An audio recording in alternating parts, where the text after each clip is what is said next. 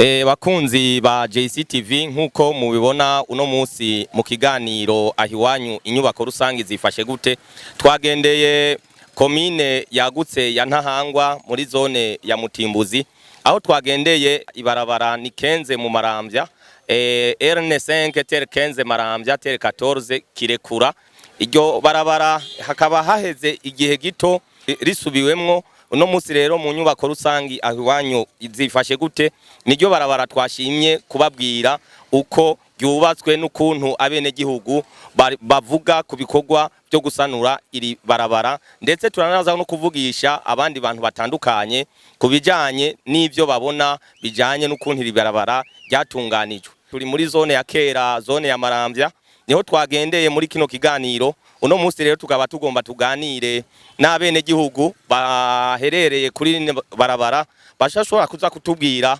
byinshi barivuga ko, ndetse tuzoheza tunabaronderere n'abashoboye gutunganya rino barabara bakarikora kugera ino saha, ariko ubona neza yuko ari ibikorwa byagenze neza mugabo bigifise agahaze, ari naco gituma twarigendeye kugira dushobore kubabwira byinshi vyoba bibura kuri no barabara rya tere Kenze mu Maramvya. Ego nkuko twabibamenyesheje turi mu kiganiro aho iwanyu inyubako rusangi zifashe gute, ari naco gituma twagendeye rino barabara rya Kenze Maramvya, tukaba duhahuriye n'usanzwe arongoye ishirahamwe ryigenga Arishoto. Tumusabe yidondora bariko baradukurikirana. Murakoze cyane. Uko mudusanze ngaha muri barabara rya Kenze Maramvya, ni barabara yikorera bazi imisiko rubakwa nk'abantu dusanzwe duhagarariye ishirahamwe Arishoto, ishirahamwe mu byo rigwanya rihana agatakazi na muntu. Babatobesha yuko ho turaneze cyane kuba mudusanze hano, tubamesha yuko iri barabara ari ngorane mu bintu by'inyubako rusangi za leta. Harimo amabarabara, iyi barabara hariho amafaranga yasohotse avuye muri Banki Mondiale aje kurikora, ryaterezwa guca ryari Kenze Maramvya gushika ku Muzinda. Iyi barabara turavye muri DAO ya projet ya Banki Mondiale iri finance, hateza gukora iryo barabara riri mu carrière kandi rifise imiserege ibiri ku mpande zose. Mugambe ko muraraba muri programme y'barabara, programme yatanzwe kuri barabara yaraheze. Ye programme projet yaraheze, barahije gukora projet yaraheze kuri barabara finance ibaraba itarahera. Mugama raporo igitangaje batanga barikoze, societe yarikoze vuga yuko ibaraba ryaheze. Mugama muravye namwebwe imihijya no hino imiserege ntibigeze bakorana kimwe, bakoze akantu gatoyi gusa gatronso murakabona twese twafise amaso gatoyi gashika ruguru ku barya 20. Ahasigaye hose barimburuye ibarabara, barimbura impande zibiri inyuma bacha batukonyene. Murabona twege nko muri Arishoto umwana bana gatakazi na muntu, turabona yuko vy'ukuri atagikozwe ibarabara. Inyubako bakoze imisege baciye ishobora guhitana inzu z'abantu, ndetse igateye ibinogo baciye ngo ni imiserege bataye uko bigatuma haba n'imyuzurira mu bantu, bigahitana ingo abantu, abana n'abakenyezi. Nico gituma rero muri Arishoto tubone kano kanya ko gutera kamo inzego z'igihugu abakoze no bari societe vy'ukuri. Yese twatabaje amatari yarahari baravuga ko babuze ibitoro muri Sobebu, twaratabaje bayibaha nakime bakoze uko mubibona namwe. Igihambaye dushikiriza uko dusate cyane nyirico mukuru w'igihugu cy'u Burundi kiri barabara ya ikibazo kiri barabara ya Maramvya na 15 ryakozwe ni projet ya Banki Mondiale yo gifata mumwe kuko ari mu bihanga abatsindira isoko y'iri barabara. Projet societe itsindiye ngo ni igihangange gikomeye mu gihugu. Nukuvuga mustaneri ababura amatari bagize bose baratinya kuvuga iyi societe n'ivyabaye. Yesho mu rwego rero nko hagara inyubako z'igihugu amavuga ati ababonye bitagenda neza bivuge. Tusavye cyo mu rwego rwacu Burundi ibarabara rihagurukire nko kwagwikira ibindi, abakoze iri barabara bafatwe baze bari amahera bariye yo kurikora agarukanwe arikore. Ama projet umenye yuko Banki Mondiale n'ama projet y'imigamba za gufasha igihugu aja mu cyo bitwa subvention de leta imigambi mikuru ya leta cyo twadusaba rero nyinshi bakuru gihugu ko fatwa mu minwe amahera ava imbahe mu ndani ntagenda uko abari koze societe bahagarikwe amafaranga agarukanwe ibarikogwe kugira ngo ntibiziteze umuzurira abene igihugu bagira ingorane eje abantu mumve bapfuye batabare mu nyuma. Ego mbega nk'abahagarariye agateka kazi na muntu musanzwe munaba impande ya rino barabara mbega iri barabara rimaze gushikirizwa canke abari hawe kurikora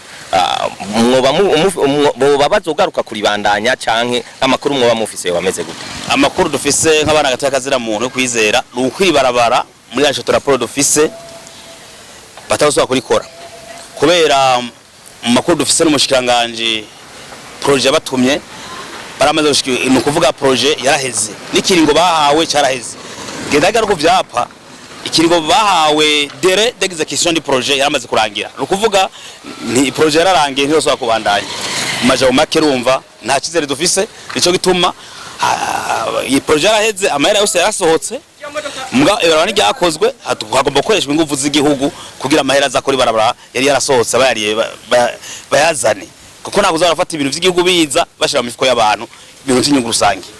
Ego murakoze nkuko twabibabwiye tuza kuganira n'abene gihugu batandukanye kuri kino kibazo aho tuza kuganira kandi n'abajejwe intwaro mbere tuzoteba turondere n'abakoze rino barabara nabo nyene bagire ico babitubwirako.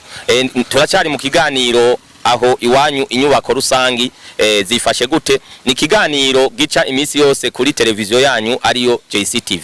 Nkora kwa kuri barabara bakoze ngaro banako kamifrege baciye vuga imvura niyagwa maze acarukira indani bumva rero twose aho bazabaca mu frege bandanye gatora kuri urya hajya ama nituze twagwe n'amazi musi imvura izogwa maze arukira indani twese aho bogaruka bagarucira mu frege ko imvura iguye maze yose ava mu ibara zotembera twagwa rero badaduciye mu frege naco badufashije. Wewe mu ijambo rimwe usaba yuko abantu batunganije ino inyubako rusangi bogaruka bagaca imiserege ishobora kuzotwara ayo mazi y'imvura. Yego bogaruka mu frege kugira ngo amazi abandanye amanuka nk'abana yeza gutega mu mazi ko hano imvura yagwa amazi acizatega mu mazi gusa bogaruka bagaduciye mu frege amazi akamanuka ko haye n'imvura yagwa amazi ntazozabeja mu mazi. Nitwa Gatavu Space ikintu mbonanga aye cyo dutera ingorane ni imifurege kudukorera imifurege uko imvura iguye amazi acazahanye na tudandariza ugasanga imicerera twawe ego n'ahandi barabaraje bari barikoze neza no kuri ingorane tubona nizo z'umufurege.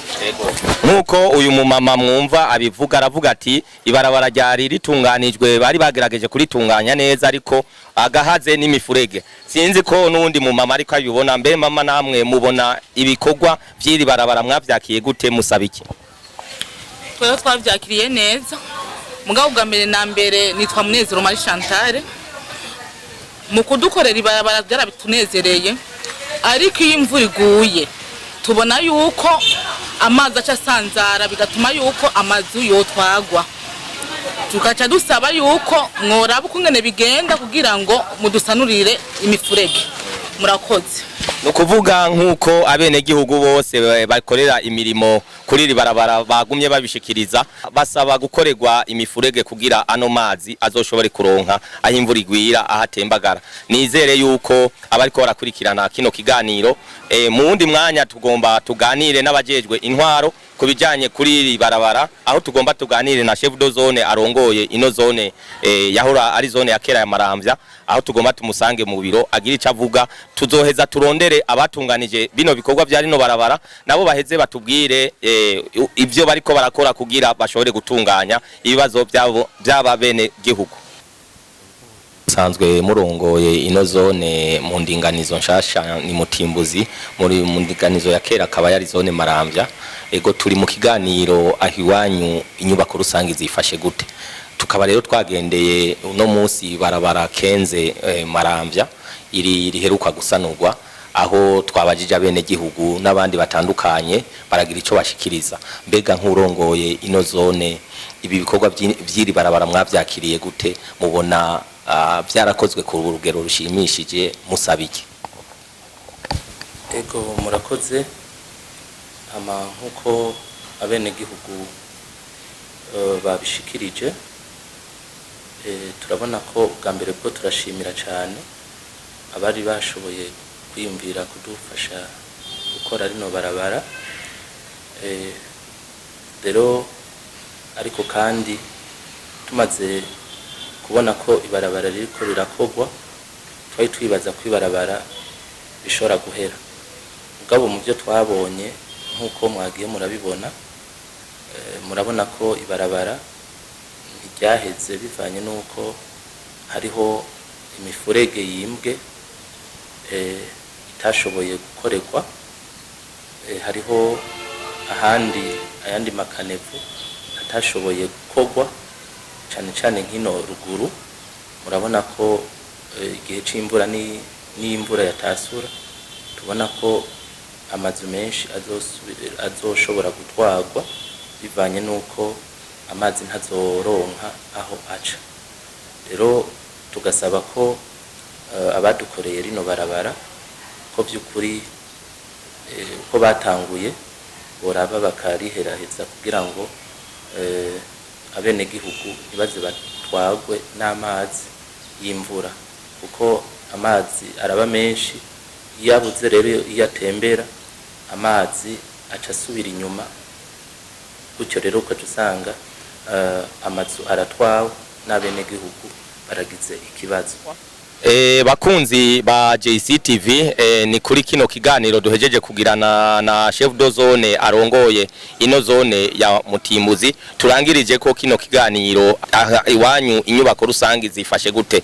Ego nkuko muvyumvise, harahagahaze ku bantu batunganije iri barabara rya Kenze mu Maramvya. Tuzosubira guhura mu kindi kiganiro igipande ca kabiri, aho tuzoganira na bene gutunganya rino barabara ico babivuga ko nico biteguriye gukora. Murakoze.